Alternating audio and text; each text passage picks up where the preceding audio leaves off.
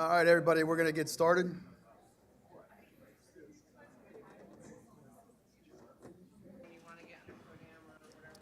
Test of audio for live stream. 1, 2, 3, 3, 2, 1. Test complete. Testing.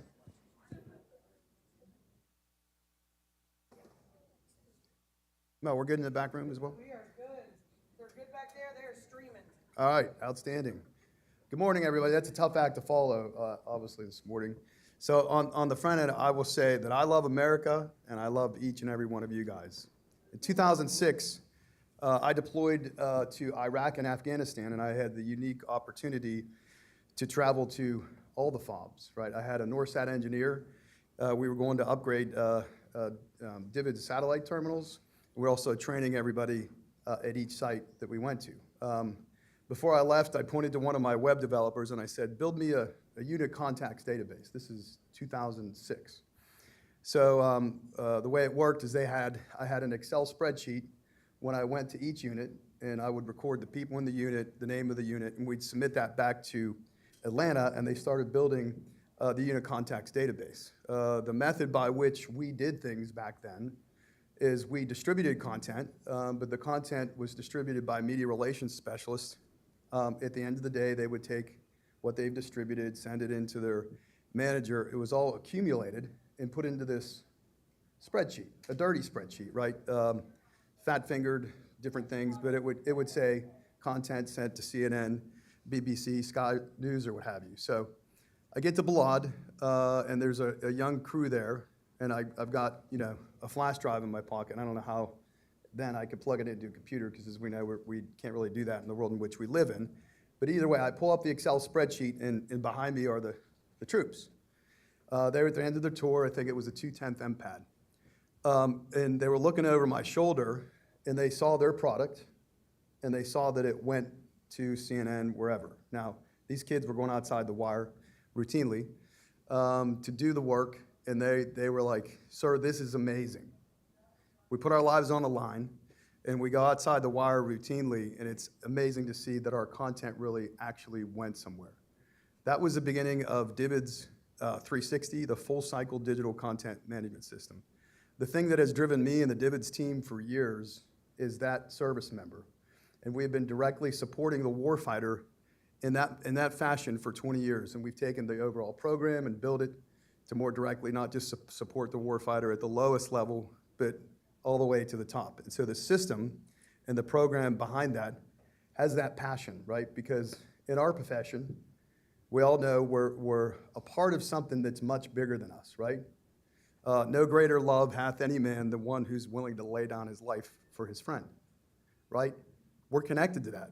It's our duty to get out there, tell the truth, and take the good news story about what we do on a routine basis to the American public. So what we're going to do today is we're going to have questions and answers as we go. Feel free. We don't have a mic. I don't know if we're streaming live. Someone should probably have a mic, but you guys can ask questions at any time. But we're going to go through a couple of things. To the left over here is a ground satellite terminal. The initial one was a NORSAT NewsLink, which was 4 cases, 350 pounds. This is 1 case, 70 pounds. And to be honest, we hardly use satellite connectivity anymore. We've moved on to IP. Right here is a cellular bonding technology. It's called DeGero. 6 SIM cards in it, right, that goes live. This will travel in the United States with a camera, and you could stream live. And then ultimately, we've moved to video encoding via IP. So what this is here, quick glance, AWS link. So DVIDS has moved 100% to the cloud. We closed down all the brick and mortar in the facility we worked out of in Atlanta, Georgia, and this device is $1,000, right, and it streams directly to the cloud. So you pick your backbone, whether it's IP, whether it's the cellular bonding technology or satellite, and we conduct operations on a routine basis. All right, so we're going to go through the PowerPoint brief. The brands that we serve, these are the brands at DMA that we serve. Forgive me. You see AFN Forces there, DVIDS, Stars and Stripes. essentially, DMA has many platforms by which we distribute content, right? You could look at it that way. Obviously, Defense Information School, you know what goes on here. But that's what happens within DMA. All right, some DMA initiatives right now. So DVIDS, when it went and fell underneath of DMA, has lived in a couple different places. We're standing up, or DMA is standing up a new component, potentially called DVI, but the name hasn't been decided yet. But underneath of DVI, the new component, they're taking the VI Record Center, which is the DoD archive in Riverside, California, DVIDS, and public web or web.mil, and they're putting it all together underneath of the same component. So we can synchronize and do things more efficiently. They're gonna stand up the DVIOC, so, and ultimately the name is probably gonna be digital, but it could have a different name as well. So this is something that's going on in general to help us more directly support the warfighter through day-to-day operations. Underneath that, the stuff we're talking about putting into it is media analysis, targeted content distributions, measures of effectiveness, and so on and so forth. If you remember back in the day, there used to be the Joint Combat Camera Center and the DIMOC. So we're not trying to recreate that, but however, we're creating something similar, right? Taking a hard look at how can this operations center directly support you guys. And the beauty in the middle of all that, a lot of people are super happy about this. We've been tasked to develop a SIPR DVIDS, right? So SIPR content will have a home at some point in the future and be able to be stored in a central place that's secure and be able to be utilized, obviously, on the SIPR network. All right. Moving AFPIMS to the DMA cloud instance. So AFPIMS has been around for years. It's a current system that currently hosts 1,041 sites. We're going to move it to the cloud to make it safe and secure. And then from there, we're going to integrate APIs. We're going to have API integration throughout all of AFPIMS. And that's bullet number 7. So a memo got signed recently by Sean Parnell, ASDPA, that states, you guys can read it, all content must be stored on DVIDS for the DoD. Okay, so, but they have to connect to our APIs. So existing websites, apps, or platforms can connect to an API. An API is an application programming interface. So have you guys ever seen, you're on like Joe Schmuckatelli's website, but he's got a little box that's streaming and has a YouTube logo?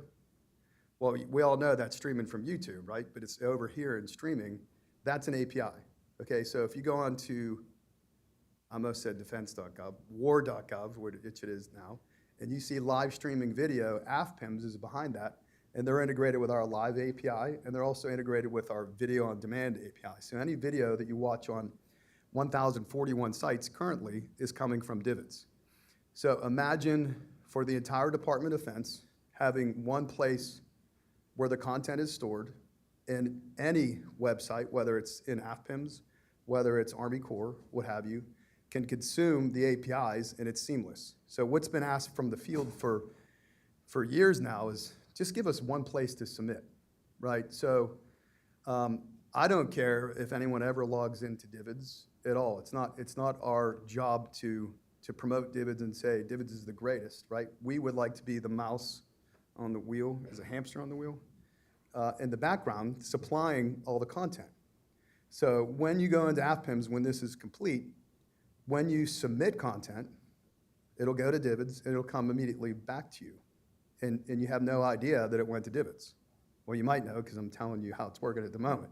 But at the end of the day, what that does, storage in one place, so tremendous cost savings throughout all the Department of Defense. And then that one piece of content, we've applied digital provenance. Does anyone know what digital provenance is? So someone talked about it the other day and threw out some acronyms. Content Authority Initiative. So there is a Content Authority Initiative. Adobe started it in 2018, and there are now over 4,000 companies that have agreed to the standard. It's called the C2PA standard, or Digital Provenance Standard. So you got Google, Microsoft, Canon, Nikon, a bunch of companies have agreed to it. So DMA got tasked, and it was DINFOS and DVIDS and NDAA last year to conduct, start training, which Mel talked about the other day. So the training for digital provenance and deep fake videos, and it's all about countering fake news, right? So, and DVIDS has moved forward with preparing for the pilot. So I'll show you a bit later, as long as the internet's working, on our site where we are applying digital provenance for photos. So we certify the metadata.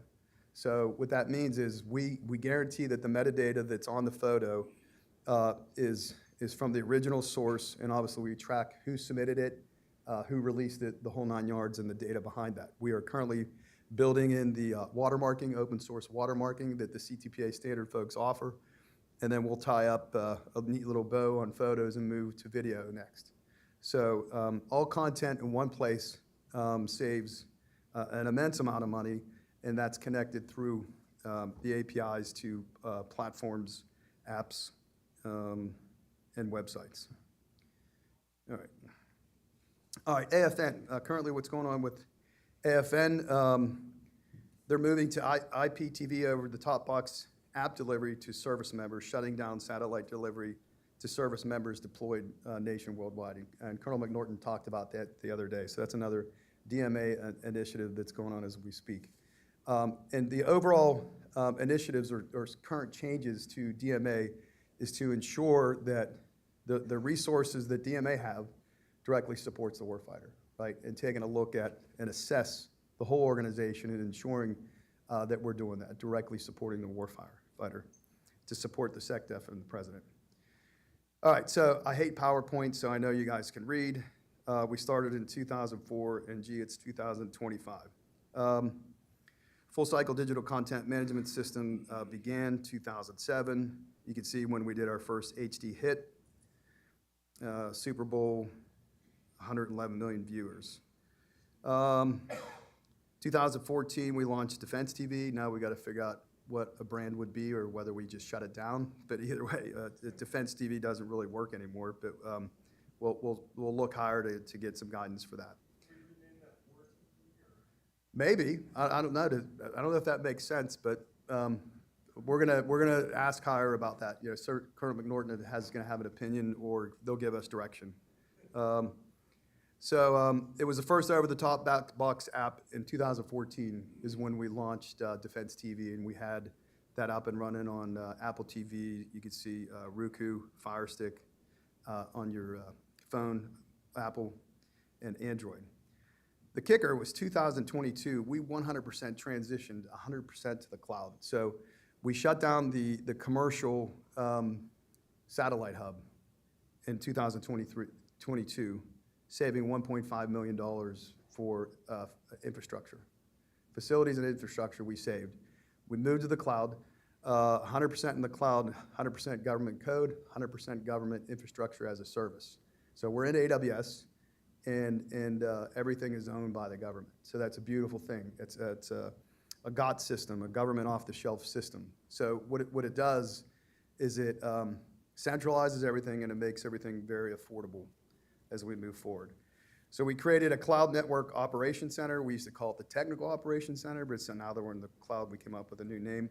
All the contractors work from home. So this little setup here is one of the guys' houses.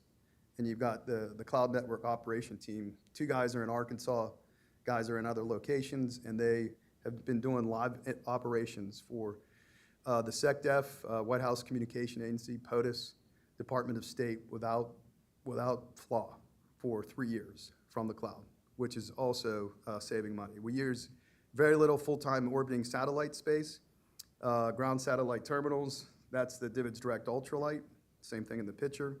We have a joint hometown news team, media relations team, and then there's the cloud infrastructure as a service, which WACA, White House Communication Agency, is looking to us to help them lead to the cloud and build something that'll help them. All right, so there's the Cloud Network Operations Center. You can see the personnel that are there. It's still only me as the only government person, but in this new reorg underneath of DVI, hopefully we'll get some other government folks, military or civilians, to be involved in the process with DVIDS. All right, we do have one full-time satellite above the United States. It's H4. It's used for DMA sat trucks and some crisis communications support. We'll just call it that. Satellite terminals. Like I said, here is the AWS link, the Zero, and that's the DVIDS Direct Ultralight. It's actually manufactured by Tampa for streaming live. Okay, internet broadcasting, site, website, cloud capabilities, 4K video. There is a 4K version of this, but obviously none of us are doing this in the military world. But this is clearly solid for HD. All right. Any questions so far? Yes. Is this all unclassified?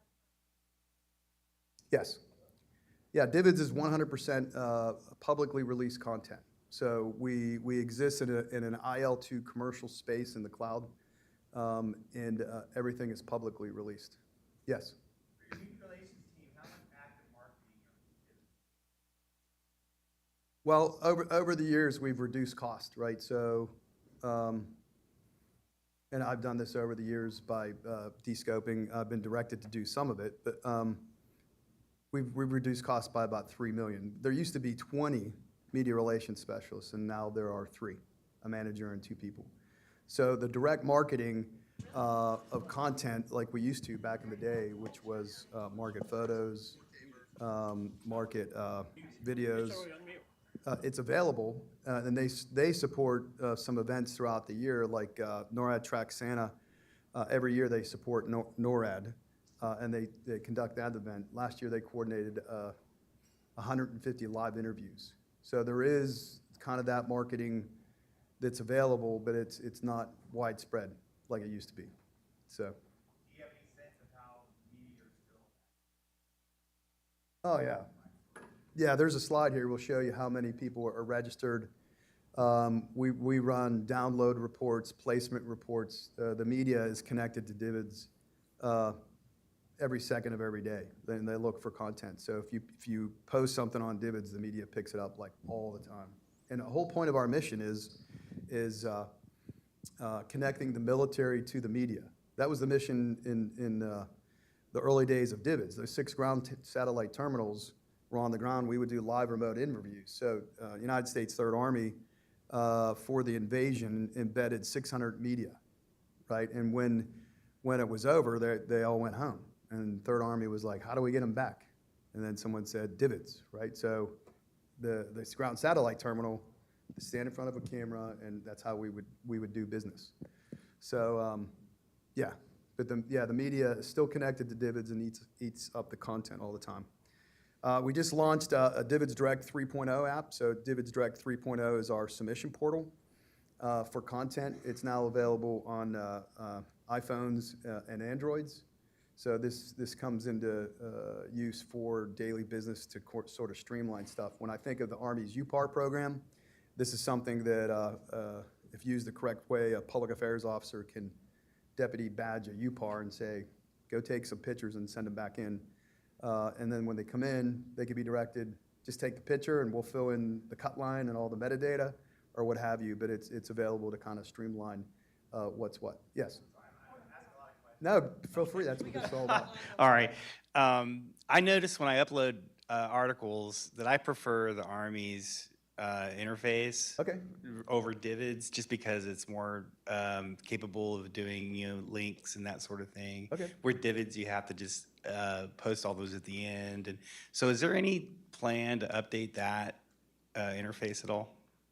Yeah, so take my cell phone at the end. We have daily tech meetings, right? So I would love for you to join the tech team, right? And if you could share a screen and show us how the Army Corps, right? Right, how Army Corps works, we could take a look at it and we could build it into DVIDS, and where you say it's a benefit, we could do that. Now, we require metadata, right? Metadata fields that meet the standards of the National Archives. So sometimes that's what people complain about because when they go on Flickr, they could just upload it and not include any metadata, right? So we're also connected to the VI Record Center, right, which is the DoD archive, for lack of a better term, right? There, we have 5.3 million photos, over 6.5 million assets, but we built in the standard for the metadata 10 to 12 years ago. So we've been collecting that metadata ever since. But we would love and always love your guys' feedback for how we can make things better. So we have a daily, and all you guys are invited to this meeting.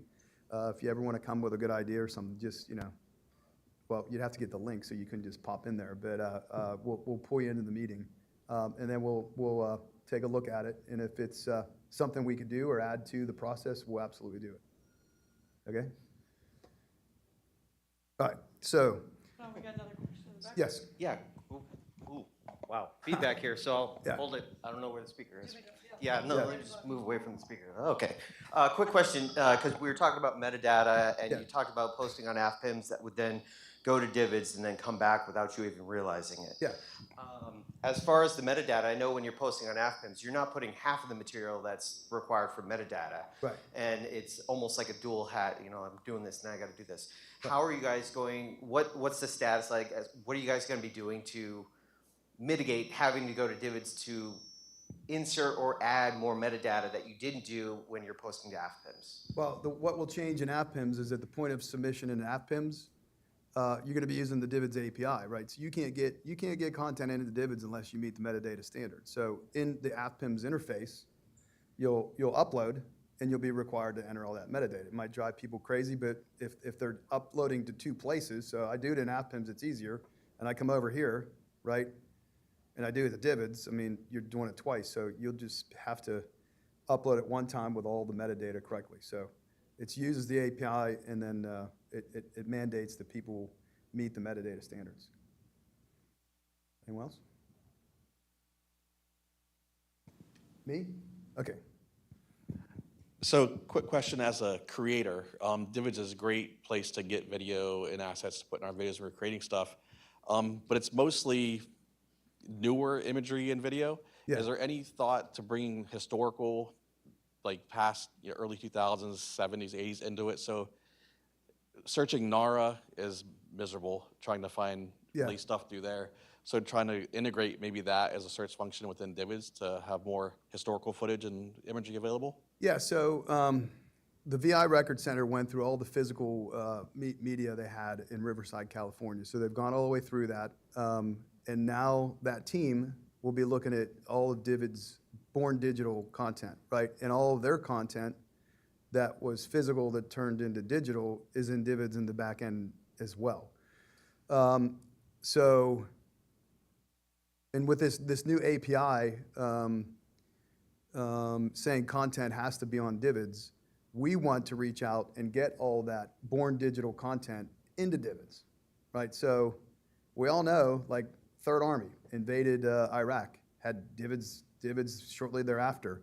They took a lot of pictures, right? Did those pictures make it to DVIDS?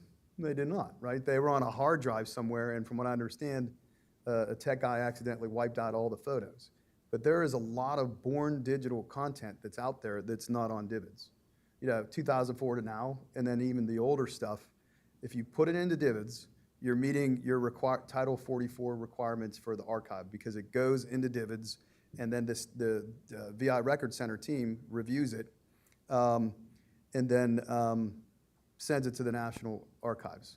They either determine it to be permanent or temporary. Now, what we have talked about is when that happens, doing a federated search. Have you heard of the word federated search? Where when you click on something that used to be on DVIDS and it's in NARA, it'll pull up with a link to NARA. Yes? Okay, so quick question, because I know you talked about DVIDS was, you know, back in the early days. I still remember setting up and doing, you know, a live feed to Riverside, saying, okay, it's good, off the satellites, and then you've got the DiGero, which I've used. It's great in the States, Right. but we don't, hopefully, not anytime soon, we're not going to be having fights here. We're not going to be using. Right. My point is the DiGero does not work when it's overseas because it's based on SIM cards and whatnot. Yeah. And I know the phone plan and infrastructure overseas is way different than here in the States. Right. So Other than the DeGero, I know that's not really convenient to be carrying around as somebody maybe going to Iraq or Afghanistan, Kuwait, wherever, or anywhere in the Pacific. Right. So what would be something that we could be given to do live feeds, because you're not going to be wearing a backpack DeGero? Yeah, so we do them any way we get them, right? So Super Bowl, South Korea, cell phone hotspot went to a device like this, right? And we streamed HD on the big screen so there's all kind of ways to get at it. At the end of the day, if you're in a remote location, right, satellite is the only thing you get to. That's what you're gonna have to use. We've done testing. We currently have a Starlink, but the Starlink has to move when it's pointed to the next satellite. So you're streaming video, and when it goes to the next satellite, it kind of interrupts. So we don't know that we get great success with Starlink or Starshield. Starshield is the government's version of a Starlink. So at the end of the day, you just need a pipe, right? And however that pipe's delivered is how we get there. And we do 95% of what we do at no cost whatsoever, because we figure out ways to do it without using satellite. Yes, ma'am. Hi, Christina Higgins from Naval History and Heritage Command. Yeah. And we have a huge repository of historic photos, kind of like what he was talking about earlier.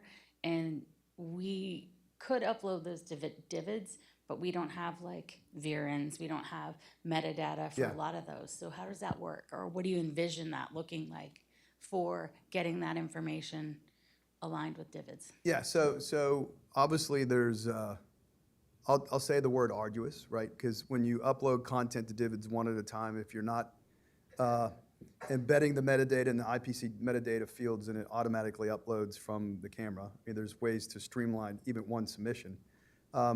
We would work with you like we do many of folks with the tech team, and we would conduct a bulk upload, metadata analysis, and we would use the tech team, the cloud architects and everything to synchronize everything and make sure it works. So think about the VI Record Center submitting content to us that has no metadata, right? So it's got no metadata at all. On the back end, we can facilitate how we do that, and we build out our system to accommodate additional metadata fields for the Record Center and also for the National Archives.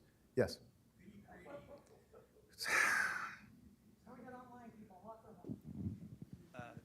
For that particular issue, couldn't they create a command identifier and use that as their VRN for all that imagery? So like a Divian number, yeah. Yeah. For them. Yeah, we could do that. I mean, there's different ways we would do it. We'd take a look at, we could shift all the content, but obviously there should be some metadata with the content, and then we figure out how do we synchronize the metadata into our system. So that's how we would do that, all right? Okay, all right, registered members, we have like 650,000. Media, someone asked earlier, there's 111,172 registered on DVIDS. All right, DVIDS 360, full cycle digital, doesn't say defense, it says digital, system. Tracks product, receive, stored, distributed, placed, and beyond, from cradle to grave. All right, this is how it works. That's Chad McMean. He was with me in 2005 going through a training class. He's a superstar, currently the program manager of the DoD Awards program. All right, they take content, submit it to DVIDS. And it goes through DVIDS 360. All right, through the use of DVIDS web, TVIs, teletracks encoders, so on and so forth. So teletracks is a company we use that fingerprints our video, right? So we know when it's picked up or played in the media. That's the power of the DVIDS 360. For photos, we use TinEye. So TinEye fingerprints our photos. So we could tell when something's downloaded. We could tell if someone picked it up and it's made it into the space. So questions I guys want you to think of is, what is your definition of success? What's your communication strategy? And what's your give a crap factor, right? So I've noticed over the years, especially when I went overseas to Iraq and Afghanistan and went to every FOB and met every PAO, some guys were cross-leveled and sitting there playing solitaire all day. They didn't care, right? But then there's some of you guys, man, you just tear it up, like this guy right here, over the years. Your give a crap factor is up here, and in general. So I'm interested about that. What's your communication strategy? But definition of success. So DVIDS, from its onset, definition of success is content that gets placed, that gets picked up, and somebody views it. So if somebody views the content, we say that's success. So once again, connecting the media to the military. And that's what the system's been built in the back end to facilitate that success. So here's some reports. We'll show you some of those live. DVIDS Media Relations team is an extension of your public affairs section. Like once I said in the past, there used to be 20, there's 3 now, but we'll move out where we can to assist you guys. Satellite media tours, crisis communication support. We've worked with everybody, and everybody uses DVIDS. And there's reports that show it. Like return on investment for DVIDS is too easy, right? A live hit to the Super Bowl every year that we coordinate would easily justify the cost of DVIDS. But that's just one thing of many that we do. And we're connected to multiple folks. All right, so this is something that happened in the past. This is still the capability with DVIDS. So I'm not sure what year this was, but we'll say 2000, let me see. There it is. Early 2008, maybe. But anyhow, we get attack on a complex. ISF reacts to contact. You can read enemy reaction. Video delivered to networks suggests that Americans entered mosque and killed innocent civilians. Deadly raid in Baghdad over the weekend has caused the city's provincial governor to suspend ties with U.S. forces. The governor and the city council say they will not cooperate until an investigation into yesterday's raid in Sadr City is completed. All right, so that's what was pumped out, propaganda. We did something bad. Raid in Baghdad. All right, counteraction, this is what we call a satellite media tour. So back in the day, we lined up CNN, NBC, ABC, BBC, Fox, and CBS. And we gave General Corelli and crew the opportunity to respond. The mosque where American forces massacred unarmed Shia worshippers. That is absolutely not true. In Iraq, Iraqi special forces killed 16 insurgents and detained 15 others in a late-night raid in Baghdad. The U.S. military says contrary to earlier reports, no U.S. or Iraqi troops entered a nearby mosque. They attacked right into a intense portion of fire to get inside this compound to free a hostage. The general went to great lengths to point out the 2 known mosques in the area are a block and a half and 6 blocks away from the targeted buildings. So multiple years ago, this is how we operated, right? And this is how we should operate today. Like DVIDS is, a lot of DVIDS is not necessarily strategic communications. So as the director of operations, I'm running a capability, right? I'm not a plans guy, like saying what we should do or not do. That's up to you guys, the communication strategy. So what DMA is doing with standing up the DVIOC, Operations Center, we're gonna look at this sort of thing, right? Constantly evaluating the media battle space. So when something like this comes out in a different form or fashion with current day's technology, how do we counter that, right? So what's the catchphrase for this training?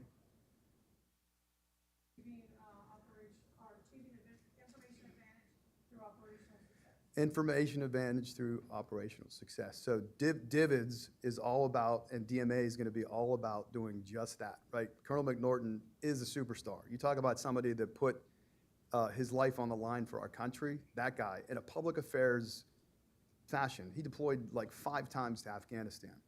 And he understands how all this works and should work, right? So we're going to meet what our customers have been requesting. They've asked for SIPR DVIDS for quite some time, right? We are integrating the APIs, which the community has asked forever, like, hey, please just give us one place to submit so we don't have to submit here, there, whatever. And so we're moving forward with that. Is a mosque where American... All right, targeted special media. National news, it's kind of how things are laid out. All right, so here are the DVIDS services that are provided. You guys can read this.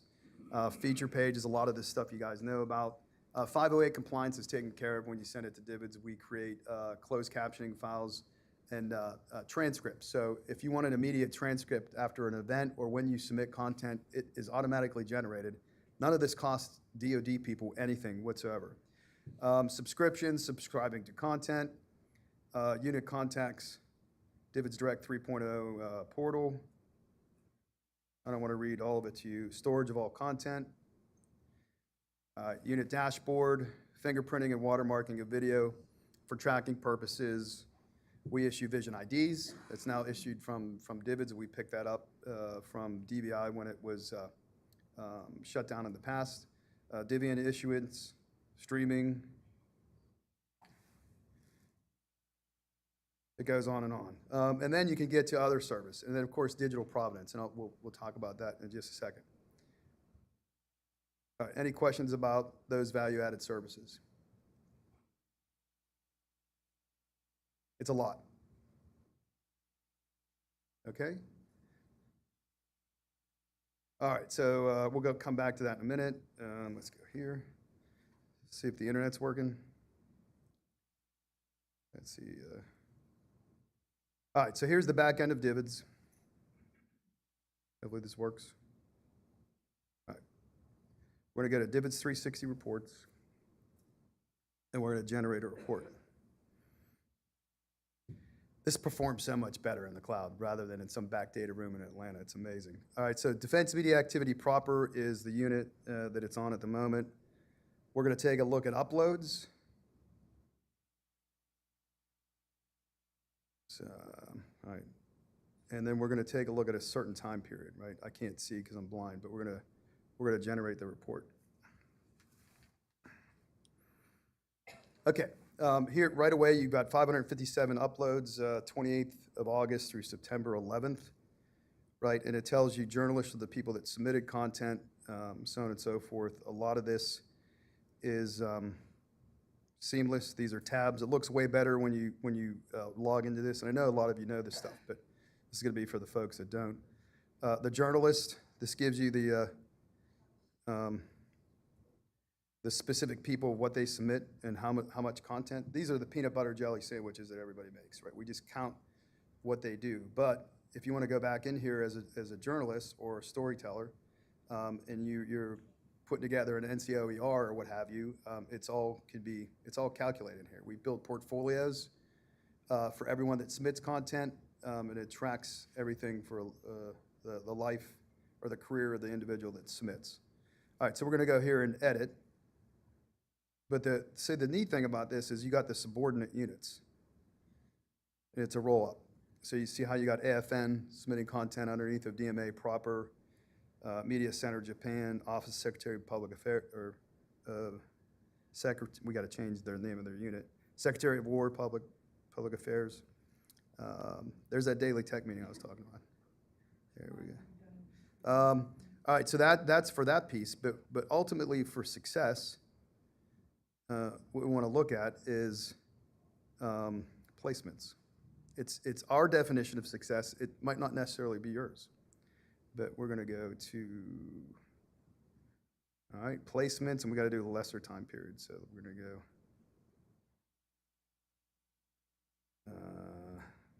let's try the 5th. My team always says I should never go on the website and do it live. I'm like, why not? Because it won't work, sir, and sometimes you'll look bad. All right, so 2016 placements, 544 assets, outlets. It tracks the outlets, right? So the outlets that most content got placed on, you're looking at, you can see them here. But all this is actionable information and can help you define success, if that's success for you. And it's return on investment. So you go back to your commanding officer and say, sir, this is why you should continue to use us in public affairs. Under full details for these reports. And by the way, you guys have access to run all this on your own. So we teach you how to fish. We don't need to fish for you all the time. And you can go in and pull these same reports. All right, we're going to take a look at this. Oh, boy. So this will show the actual as-aired clip. And the way it works is Teletrax gives us data.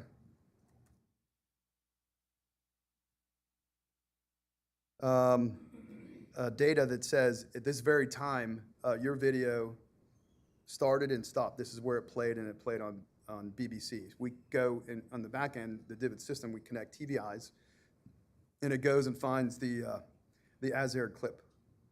And if this doesn't work, then we'll, because this is oh, here we go. All right, so the footage, the footage that was picked up, and what this is, the way the magic trick works, is somebody probably took the original video that contained that, and it showed up in the content. So that if you go to the original, this would be something. Let me see the Department of War. Okay, we got it right now. We got the unit name right there. And so that's how it works. So it matches like by fingerprint to what was aired, and it's very, very useful. We have on the front page of DVIDS, we have a feature page. Who uses feature pages here? Okay. All right. On our front page, we have a couple, but DC Safe and Beautiful Task Force.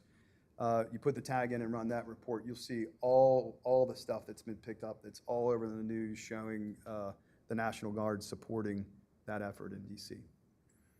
All right, so open for more questions. I'd like to hear stories if you guys want to tell me stories. Do we have time? We do, but just real quick before we take any questions, I did want to let you guys know, in talking to our DVIDS team yesterday, if you believe that, now I'm going to sell my program for a second too, you want us to do some training for your entire unit regarding DVIDS, please let me know. DVIDS and I have partnered up, and we can do mobile training, help set up some like Teams meetings or whatever, and do some training for your entire unit. So please keep that in mind. Get a hold of me if you're interested in that. We can also work across time zones, which we have for the Defense Health Network, the Defense Health Agency, working across your time zones if you need to do so, and we will accommodate. But we have teamed up to do that, so if you're interested in that, let me know. So you had a question?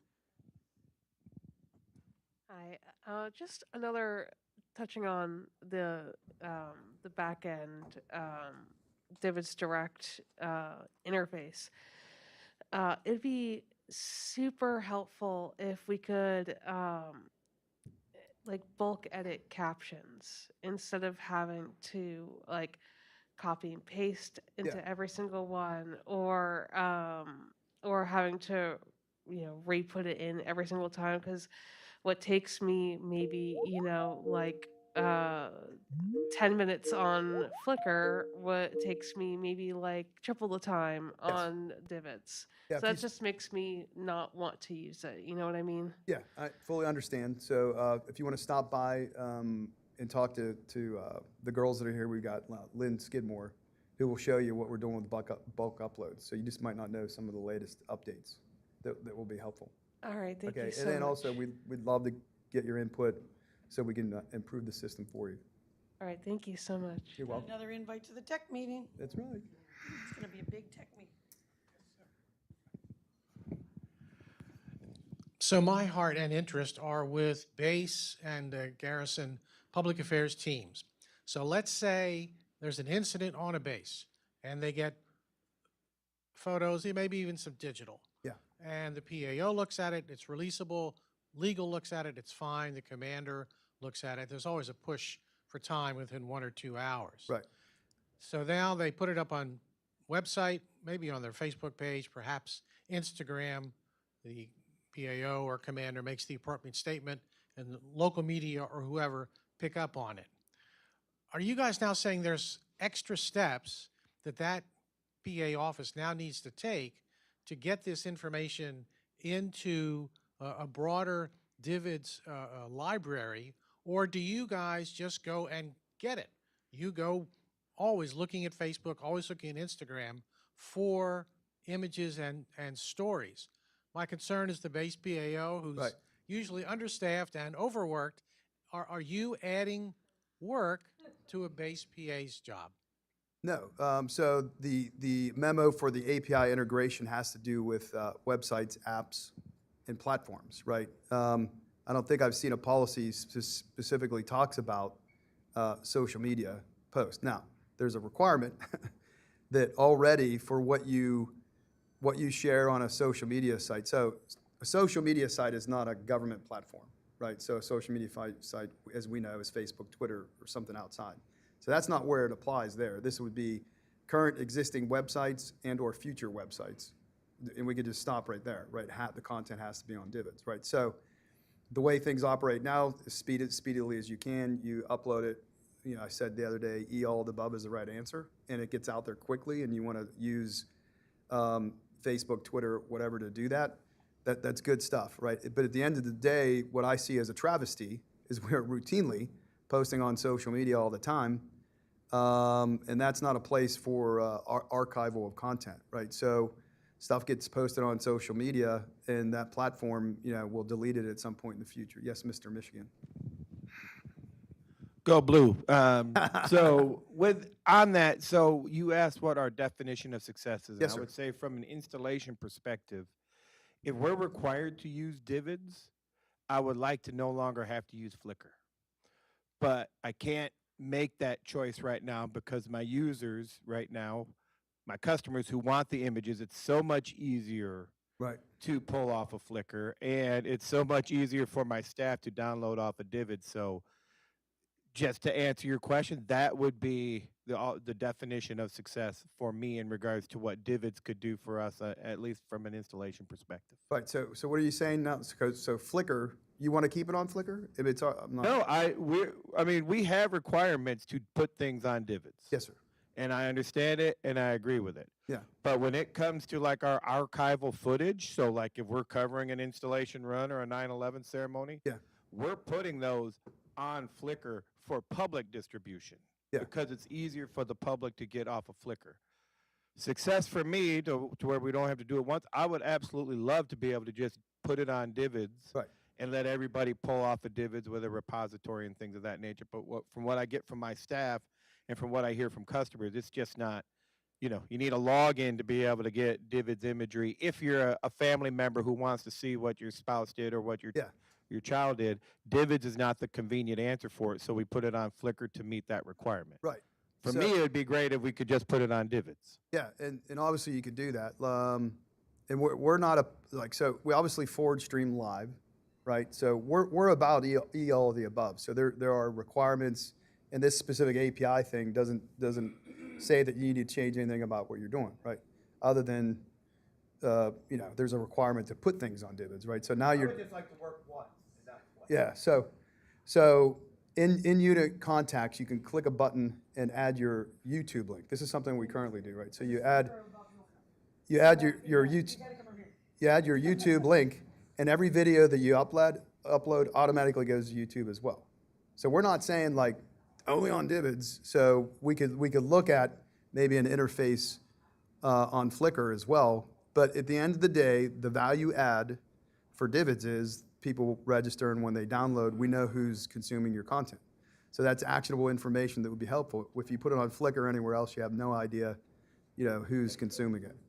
Okay. Yes, sir. Hey, this is Mike Dusak from NSA Public Affairs across the street. Question about the API and the integration with AFPIMS. Is there Yes. a timeline on that? Because it's very hard for us to generate content. We really want it to go out to the masses when we can't actually do that. So appreciate that. Yeah. There's a timeline. But So they're currently working on integrating APIs with DGov. So they're doing some of the heavy lifting as we speak. So we're hoping they get at it and finish it up by the end of this year. But we're, in the process of giving that task to AFPIMS as we speak, the full task. Yes, ma'am.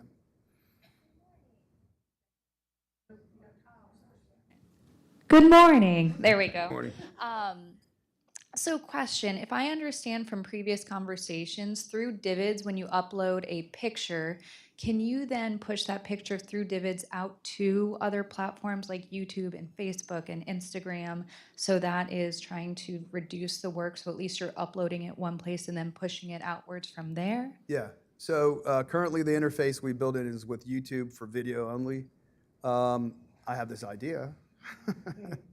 And we've been meeting to reach out, say, to Sprinkler, right?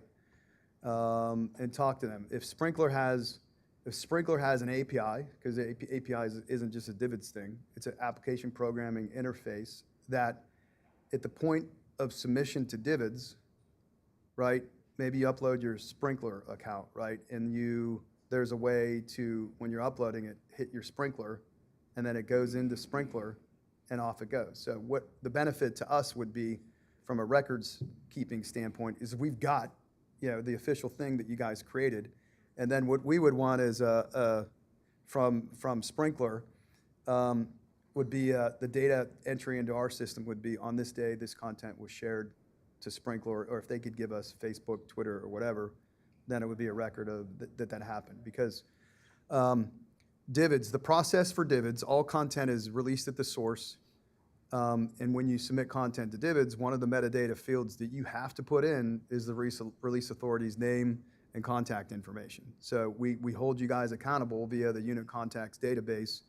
And so we know that happens before it is shared on social media platforms, because I'm not going to say willy-nilly because I'm not doing it, you guys are. I'm sure you guys go through a process where it's approved right before it gets posted, but then it's not showing up as DVIDS as an official government or DOW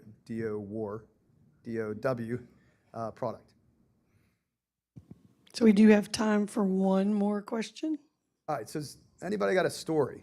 I'd like to hear a story. So definition of success, communication strategy, and your give a crap factor. So something you did that you say was successful. What was back there, communication strategy? Oh, Coast Guard in the house. In the house. Can you come over here, because there's a speaker right above your head. And as we learned, it's got crazy feedback. Hey, sir, I think we talked yesterday, but I really like the features section. And I think mainly when the bridge collapsed and we had all these units coming in, we quickly set up a feature page, which lets the Coast Guard and it let the Navy and it let all these different agencies, the Army Corps of Engineers, all upload their photos to one spot that we can then direct the media to. Because before we set up that feature page, we had the Coast Guard was putting our own stuff out, the Army Corps was putting it, and it was a really nice way of, in an emergency, kind of quickly setting up one place. So that's my story, I guess. All right, awesome, good, outstanding. All right, so to finish up, accurate, reliable access. That's what it said in the beginning. In the beginning, we were the digital video imagery distribution system. I'm going to make a vote that we go back to that because we shouldn't call ourselves defense, right? And then we came up with a catchphrase, you tell your story, we tell the world. And the other thing we say all the time is, your mission is our mission. We don't have a mission. Our mission is to support you guys, right? And we're all part of something that's much bigger than us, right? And we're all proud to do it, and we all have a huge give a crap factor. And let's get her done, right? So thank you very much, guys.